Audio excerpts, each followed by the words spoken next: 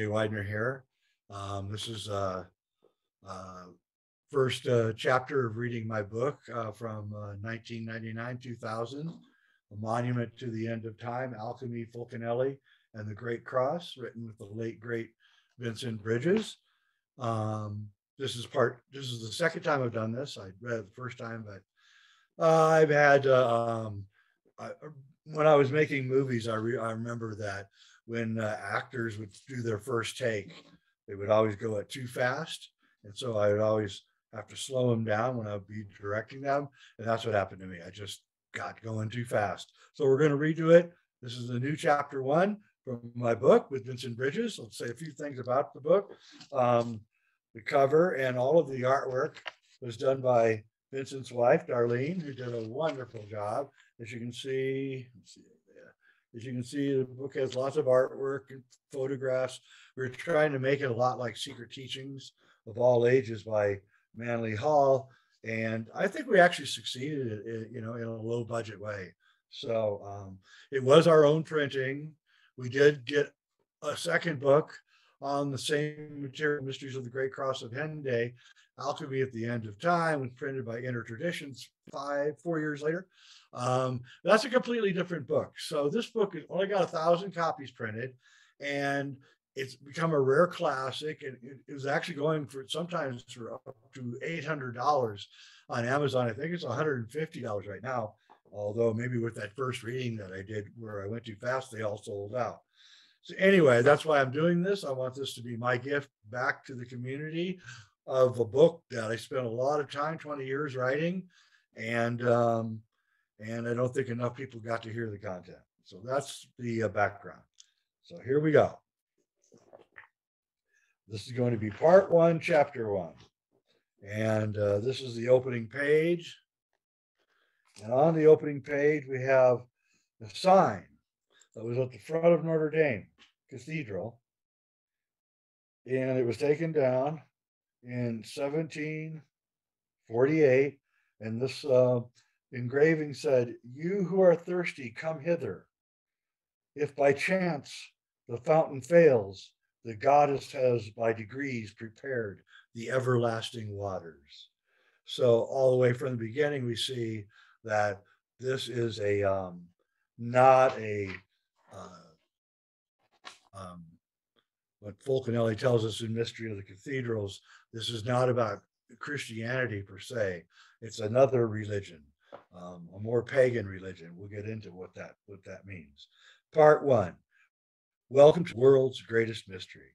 It is everything: clues and ciphers, red herrings, and consciously enigmatic jokes. There are villains, victims, and heroes littering the plot line, along with unreadable books, inscrutable monuments, and strange unearthly figures who flit through the ages as if they had a purchase agreement on eternity. At the heart of the great mystery lies interwoven through the whole tapestry of human history lies the Gnostic science of alchemy.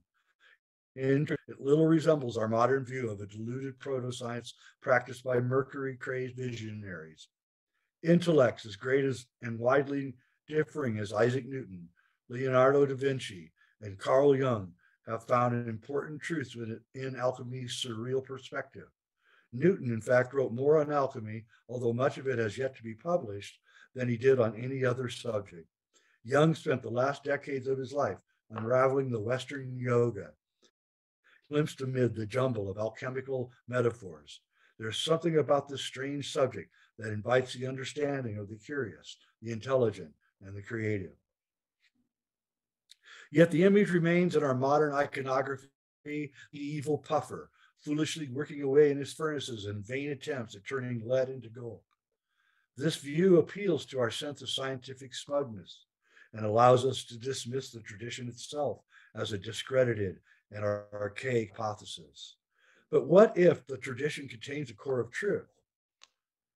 And the puffers are no more deluded than the modern historians of science who confidently pigeonhole alchemy as a precursor to chemistry. What if alchemy is something far different than most of us have ever dreamed? And what if that core of truth touched upon the deepest and most important issues of the human condition? So that's the opening of part one. I'm going to start the chapter. The chapter's title is The Apocalypse, the Fulcanelli Mystery, the Apocalypse, the Lost Generation, and the Rediscovery of Alchemy. I'll try to get comfortable here.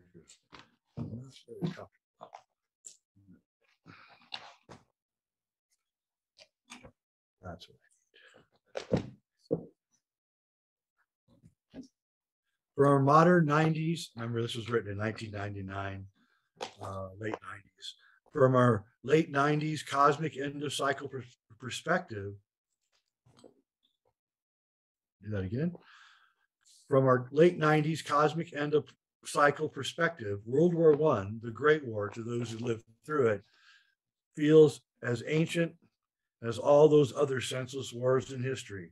Our only connection with that conflict are faded, sepia-toned images of our ancestors killing each other for reasons vaguely understood, even to themselves. Demoted by an even greater war, one so large that nothing but the title World War could possibly encompass it, the Great War became a fancy dress prelude to a century of destruction and horror. Reading of the ideals and passions of that long forgotten era feels embarrassing to us now. If we think of it at all, we assign it an emotional value somewhere between a massive industrial accident and the migration of lemmings to the sea. When we look back through history, we find many wars and disasters, plagues and conquests, volcanic eruptions, climatic changes, and mass migrations. But we find nothing quite like the Great War. 400 years of European intellectual, moral, and technical superiority created and fed the engines of industrialized murder. These forces in turn consumed the very social order which had created them. After 4 years, the self-proclaimed masters of the universe lay broken and bleeding in the wasteland, saved from the ultimate extinction only by the interference of the United States and its revolutionary democracy. Cultural suicide, perhaps? An apocalypse by any other name is still an eschatological event. It's the end of the world for the inhabitants of that world. For example, near the end of the Great War, in September of 1918, the Turkish 12th Army, holding the ridgeline in front of Damascus, which included the ancient mound of Medigo, was attacked and destroyed by the combined use of airplanes, tanks, and cavalry. The battle, eerily described in St. John's Revelation, chapter 16, suggests that Armageddon occurred in 1918. Not only is the battle clearly delineated, but it occurred in the middle of the worst plague since the Black Death of the 14th century. Revelation's apocalypse looks much like the history of the 20th century, leading up to one final millennial explosion. Could this be true? Was the prophecy of Revelation an ongoing process that essentially started sometime before the Great War ended? Was the 20th century an unfolding of the final book of the Bible? When the Great War finally ended, hang on here. When the Great War finally ended on the 11th hour of the 11th day of the 11th month, the old world, with its noble and imperial ways, was well and truly dead.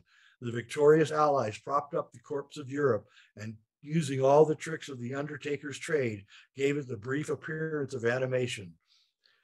This lasted just long enough to necromancy a treaty at Versailles. It decomposed soon enough, its stench conditioning Europe for the burned bacon aroma of the Nazi ovens. But while it lasted, this zombie summer of fast fading European superiority galvanized the world. The epicenter of this fleeting renaissance was Paris, the city of light. During the war, this city had been the goal for which millions of men had fought, marched, and bled, and died. As had been for centuries, Paris was the symbol, to both sides of the conflict, of something irrepressible in the human character. After the war, it became a mecca for all those who felt that the world must be changed somehow by the horror and the sacrifice of the war, and that this change must mean something, say something, and do something. They came to Paris like insects drawn to the light of emoliated cultures. Having burned their candles all at once in the final auto de fe of European civilization, they firmly believed that out of the conflagration would come a better world. And so they came to Paris to help create that world.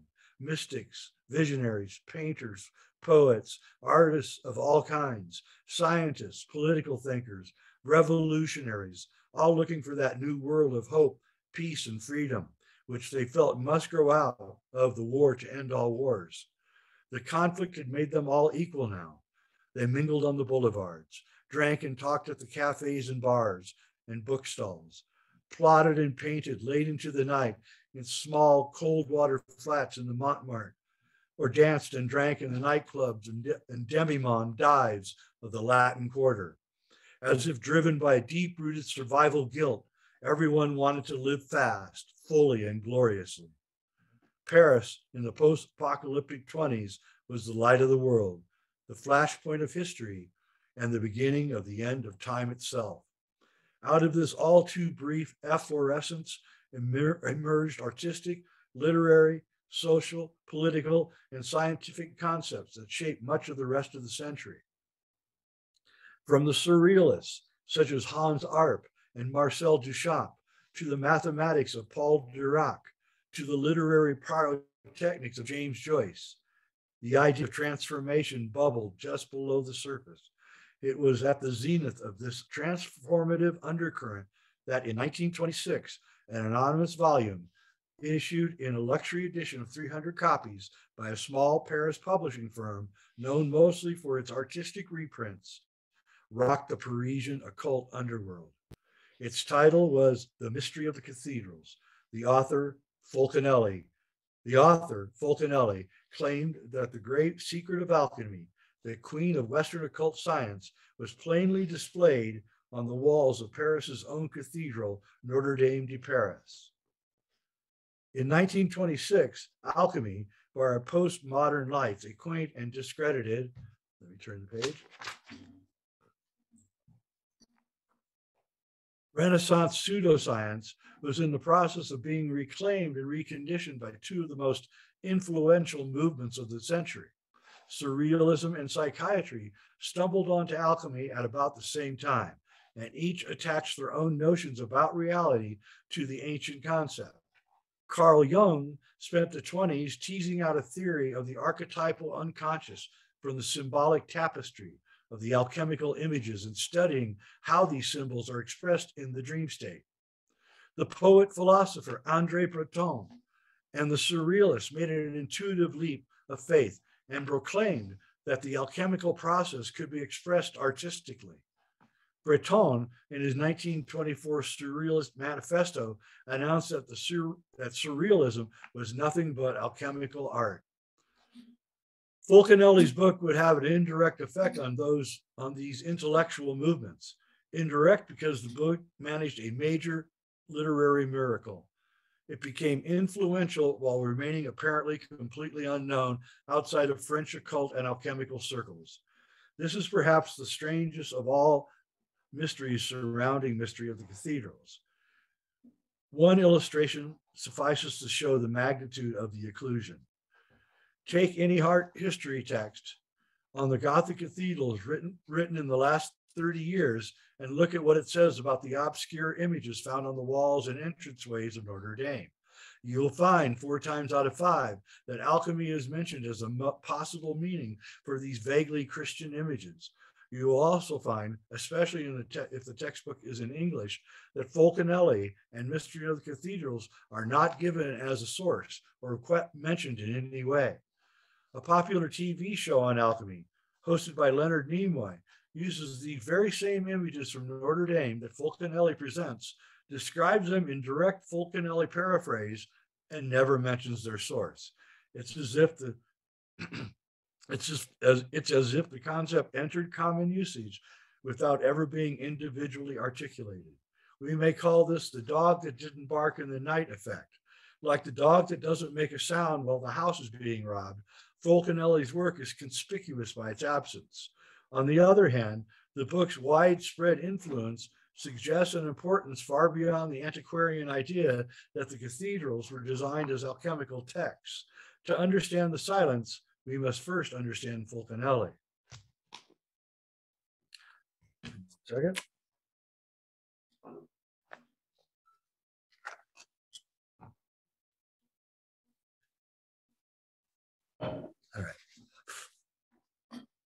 Early in 1926, publisher Jean Chimet received a visit from a small man dressed as a pre-war bohemian with a long asterisk, the Gaul-style mustache. The man wanted to talk about Gothic architecture, the green argot of its sculptural symbols, and how slang was kind of a punning code, which he called the language of the birds. A few weeks later, Mr. Chimet was introduced to him again as Jean-Julien Champagne, the illustrator of a proposed book by a mysterious alchemist called Fulcanelli. Mr. Chimet thought that all three, the visitor, the author, and the illustrator, were the same man. Perhaps they were. This is our most credible Fulcanelli sighting. Beyond this, he exists as words on a page and in some occult circles as a mythic alchemical immortal with the status or identity of Saint Germain. There were two things that everyone agreed upon concerning Fulcanelli. One, he was definitely a mind to be reckoned with, and two, he was a true enigma.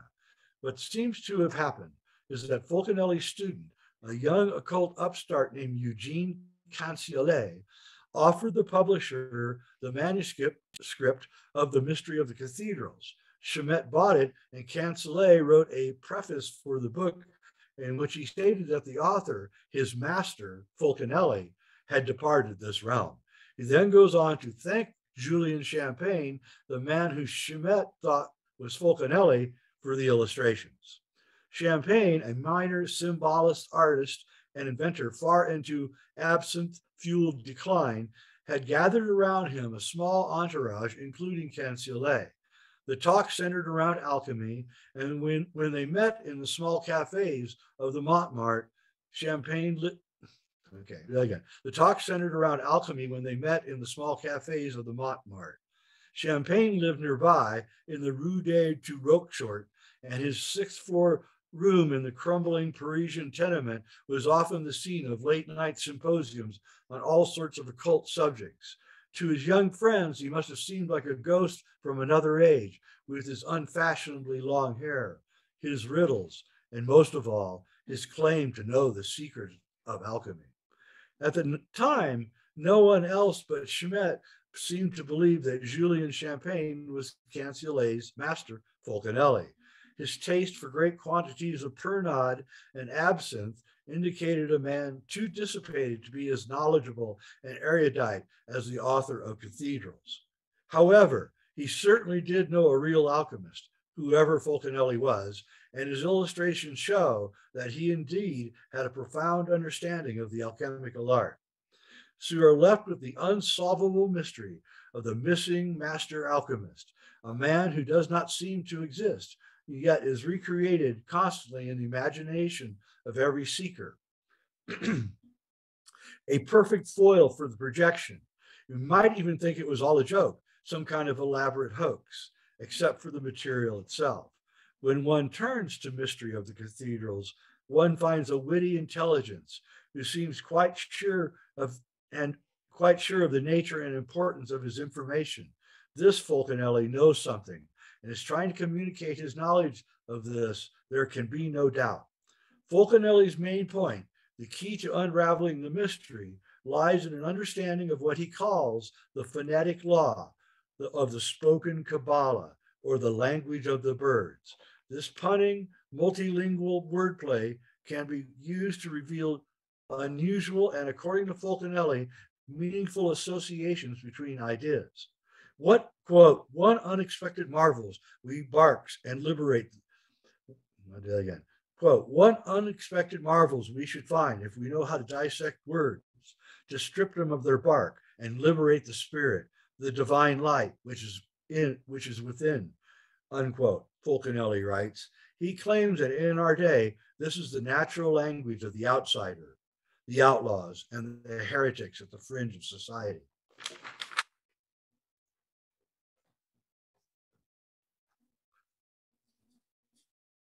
It was also the green language of the Freemasons. Another quote, all the initiates express themselves in cant, Fulcanelli reminds us, who built the art gothique of the cathedrals. Ultimately, the art cat, or the art of light, is derived from the language of the birds, which seems to be some sort of Ur language, taught by both Jesus and the ancients. It is also related to the Sufi text by Attar the chemist, entitled The Conference of the Birds. In de Tassie's French translation of this work, which Fulcanelli references, the conference of the title is translated as language. De Tassie goes on to explain the complex linguistic metaphor beneath the simple fable. Fulcanelli uses the same method to decode the alchemical meaning of the cathedrals. Fulcanelli also claims that Rabelais' Gargantuan and Pantagruel is a novel in cant, that it is written in the secret language. Offhandedly, he throws in Tycerus, the Greek seer, who revealed to mortals the secrets of Olympus. Tarsius was taught the language of the birds by Athena, the goddess of wisdom. Just as casually, Fulcanelli mentions the similarity between Gothic and Goetic, suggesting that Gothic art is a magic art. From this, we can see that Fulcanelli's message that there is a secret in the cathedrals, and that this secret was placed there by a group of initiates, of which Fulcanelli is obviously one, depends upon an abundance of imagery and association which overpowers the intellect, lulling one into an intuitive state of acceptance. Fulcanelli, like Shakespeare, overwhelms the reader with his brilliance. It is difficult to accept this man as anything but an incredible intelligence. But even after a careful reading, one finds that the mystery of the cathedrals is never explained, and that what one assumes to be the basic mystery of alchemy is only glancingly delineated. There are illusions that escape the reader as easily as a mosquito glimpsed out of the corner of your eye. At moments, a glimpse of a great truth flits by, giving a hint of something incredible, and then, like the mosquito, it is gone. Cathedrals feels like a haiku poem, one that is ephemeral and fleeting. Frustrated, the reader starts over, reading even more carefully, following the illusions and associations, trying to find and pin down the core of the meaning that one senses is there somewhere. All this makes cathedrals an almost perfect surrealistic text, a modern alchemical version of Lautremont's Chance of Malodor, the surrealist's favorite 19th century novel. Fulcanelli's use of punning wordplay to convey spiritual meaning would have delighted the surrealists. They also embraced Rabelais and understood this kind of linguistic alchemy in terms of the correspondences and connections between objects or ideas on different levels or scales of being. The classic example of being Lautremont's sudden juxtaposition on a dissecting table of a sewing machine and umbrella. That's a surrealist work of art. And yet, even though Fulcanelli's basic idea, an operational and linguistic alchemy used by sages or Hermetic philosophers to transform reality, became part of surrealism's intellectual currency, none of the surrealists mentioned Fulcanelli or Mystery of the Cathedrals.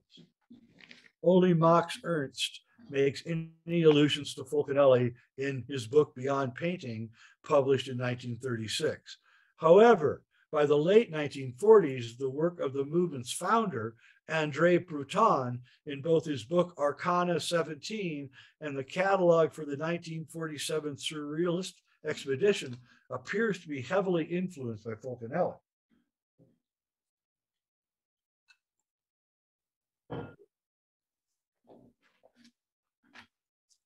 Surrealism in 1947. The Surrealist Exposition catalog is full of seemingly Fulcanelli-inspired articles, such as Liberty of Language by Arpad Mezai.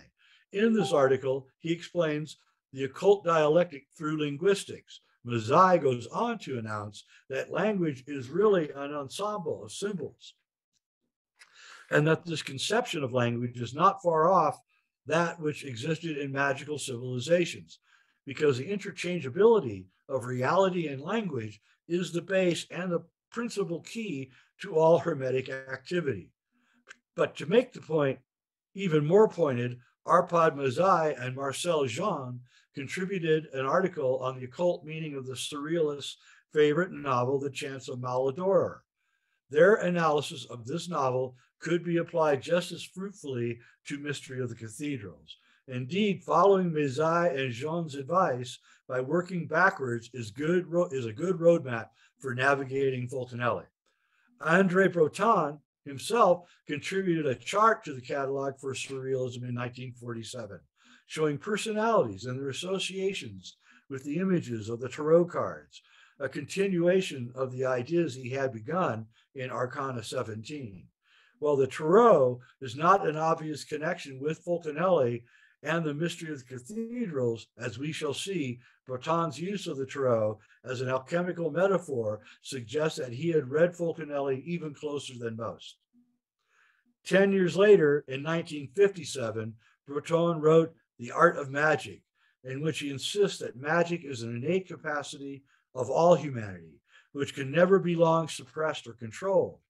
And with that admission, surrealism takes its place along the literary works of Joyce, Lovecraft, and Borges as an important 20th century artistic addition to the Western occult tradition. It would seem that Fulcanelli contributed to that artistic evolution, except the conspicuous absence of direct reference argues against it. Fulcanelli's ideas seem to be present in surrealism from its inception, growing more prominent as the movement matured. Possibly one answer lies in the anonymity of Fulcanelli himself. Since Fulcanelli is a pseudonym, the surrealist may have absorbed his ideas from a common source, the real person behind the name. Yet even that idea fails to explain the curious reluctance of anyone, surrealist, art historian, and alchemical scholar alike, to address the meaning of Fulcanelli's work. Once again, this conspicuous absence is very suggestive. Even the great American occult historian Manly P. Hall completely fails to mention Fulcanelli. Many scholarly books written since the 1930s about alchemy and its history fail to mention the two known books by Fulcanelli. Why? The science suggests a secret. The mystery of the cathedrals is the secret of alchemy, in the sense that alchemy is an ancient initiatory science. Fulcanelli selected his materials carefully to convey the clearest and most direct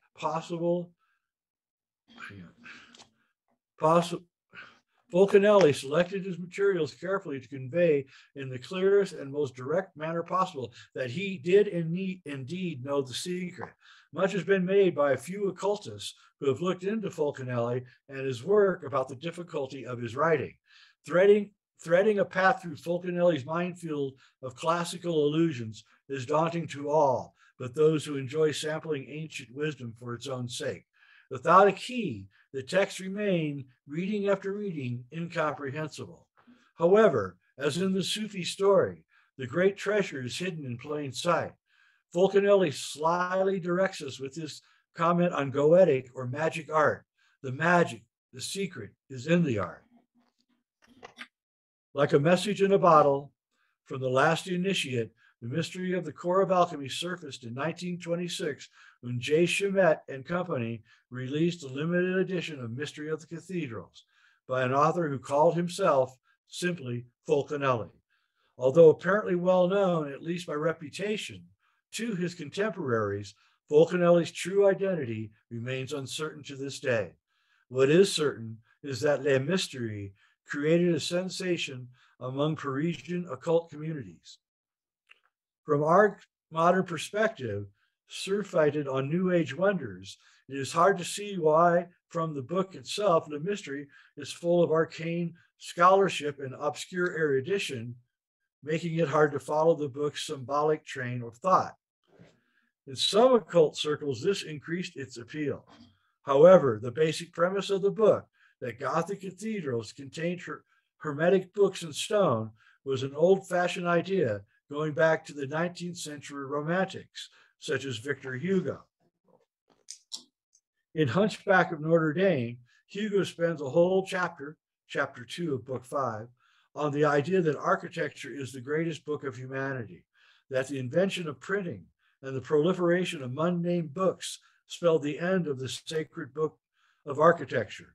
He reports that the Gothic era was the sacred architect's greatest achievement, and that the cathedrals were expressions of liberty, the emergence of a new sense of freedom. Quote, the freedom goes to great lengths, Hugo informs us. Occasionally a portal, a facade, an entire church is presented in a symbolic sense entirely foreign to its creed and even hostile to the church. In the, in the 13th century, Julian of Paris, in the 15th century, Nicholas Flamel, both are guilty of these seditious pages, unquote. Essentially, Le Mystery is an examination in depth of those seditious pages in stone. Fulcanelli elaborates on the symbolism of certain images found on the walls and porches of Julian of Paris's masterpiece, Notre Dame de Paris, and its close contemporary, Notre Dame de Amiens. To this, he adds images from two houses of the Gothic style from 15th century Borgias. This guided tour of Hermetic symbolism is densely obscure, filled with green language puns, an overwhelming breadth of classical allusions. To the casual reader and even the dedicated student, this tangled web of scholarship is daunting.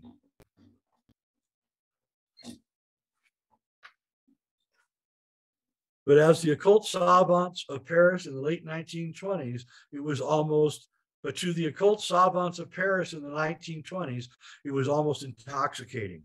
Here finally was the word of a man who knew the voice of the last true initiate. His student, Eugene Cancelet, indirectly but clearly informs us in the preface to the first edition of Le Mystery that Fulcanelli had accomplished the great work and then disappeared from the world. Fulcanelli is no more, Cancelet assures us, and was lamented by a group of unknown brothers who hoped to obtain from him the solution to the mysterious verbum dismissum. That's the missing word. That's a word that we've lost that can cause stuff to, it's a magical word that causes stuff to happen. It causes magic. This was heady stuff to the fragmented and schism-ridden occult community. It was French. It was alchemy, the queen of all esoteric arts, and it was real. Credible people had even seen his visiting card emblazoned with an artistic signature, emblazoned with aristocratic signature. It was possible to encounter people at the Cat Noir nightclub in Paris who claimed to have met Fulcanelli right through World War II. Between 1926 and 1929, the legend grew, fueled by articles and reviews in several Parisian occult journals. Cancelet contributed more information. Transmutation had indeed been accomplished by the master. Fulcanelli hadn't really disappeared. Another book, or even two, was planned, and so on. By 1929, when Fulcanelli's second book, Dwellings of the Philosophers, appeared, French occultism was ready for a revelation. What they received, however, was something of a disappointment, an anticlimax. Cancelet, in his preface to this volume, gives nothing sensational away. Nothing is said about the origin of the book or its relationship to the mystery of the cathedrals. The reader is left with the sense that Fulcanelli was still alive and on the scene, with only a few bare hints as to his attainments. The work itself is uneven, without the internal coherence and brilliant symbolic byplay found in Le Mystery. Dwellings follows many of the same themes and symbolic threads as Le Mystery. In fact, there is little that is actually new. What Dwellings does, however, is put our understanding of alchemy What Dwellings does, however, is put our understanding of alchemical adeptship in the 16th and 17th centuries on an entirely different basis. We come to understand that alchemy is a very deep and rich stream of tradition, but we are left questioning exactly what alchemy is. Fulcanelli seems to shift his focus from lab work to astral voyages to an arcane heritage. The voice that seemed to know so much in Le Mystery is here hesitant and unclear. The critical response was lukewarm at best. Interest waned even when Cancelet even when Cancelliere revealed the existence of a third volume by Fulcanelli, Finis Gloria Mundi, in 1935. By 1937, Fulcanelli was merely a legend of occult Paris in the 20s, and Cancelliere had moved on to writing books on alchemy under his own name. All hopes of publishing the last volume faded in the depression and crisis of the late 1930s and disappeared completely as the Nazis conquered France in the spring of 1940. Nothing is known about Cancelliere's activities during the war. And yet, a curious thing happened. In the spring of 1943, a privately printed fifth copy edition of a massive work entitled The Architecture of Nature was published. In Paris with full clearance by the Nazi censors. This is indeed curious, since a large portion of the book deals with the Kabbalah, the esoteric tradition of the Jews, and its relationship to such things as Tantra, yoga, Gothic cathedrals, and the enigmatic ornaments of Lalemant Mansion in Bourges. So important to Fulcanelli. Even a glance at this most rare of all esoteric volumes is enough to convince the reader that this work contains more than a whiff of the authentic voice, the Fulcanelli of Le Mystery. Could this be the lost third volume? And why would the Nazis permit its publication? After the war, Fulcanelli's legend and Cancelliere's career profited from an upsurge of interest in all things metaphysical. By the mid-1950s, conditions were right to reprint both Le Mystery and Dwellings. Simply by having been the mysterious Fulcanelli student, Cancelliere had become the grand old man of French alchemy and esotericism. But the 1950s were not the 1920s, and many things had changed. One of the things that had changed was the text of Le Mystery itself. All right, so that's the end of the first chapter. We'll do every week, we'll do another chapter, and then at the end of every part, so there's I think 11 parts, I'll do a Q&A, and we'll if you got any questions, write them down now, and then at the end, I think at the end of chapter 4, the 5th show will be a Q&A. I want to say another thing is that I think we judged, it was what, 23 years ago, 22 years ago, we wrote that book, and I think we judged Dwellings of the Philosophers a little too harshly. Since the book was written, I have gone to France many times and gone to all of the buildings or the dwellings that are mentioned in Dwellings of the Philosophers that still exist. And what Fulcanelli has wisely done is he wrote this book of really kind of a travelogue where you go from one ancient house to another. And the reason that he wants you to do that is because you begin to realize after going to many of these houses that the houses themselves are alchemy, that the buildings themselves are alchemical devices, and that you are changed just by walking into the building, much like you were changed by walking into a cathedral. And we know that all temples, great temples from the great religions, have that same effect. So Fulcanelli has 2 books, Mystery of the Cathedrals and Dwellings of the Philosophers. And you notice that in both books, architectural buildings are mentioned, either cathedrals or dwellings. And that's because Fulcanelli's, one of his main emphases is that architecture itself changes you. It is alchemy too. It's drawing down etheric energy, this ocean of ether that we're swimming in, and it's concentrating it in these dwellings. And so these dwellings, these cathedrals become places of healing and spiritual enlightenment. And so I don't have the harsh view of dwellings that I had back then, 22 years ago. I've softened up my view, and I now realize that Dwellings is a very, very important book, and I'm so glad that Fulcanelli wrote it. All right, that's it. I'll be back next week with chapter 2. Thanks for watching. I'm Jay Weidner. This is Reality Check, reading from A Monument to the End of Time, Alchemy, Fulcanelli, and the Great Cross. Thanks for watching.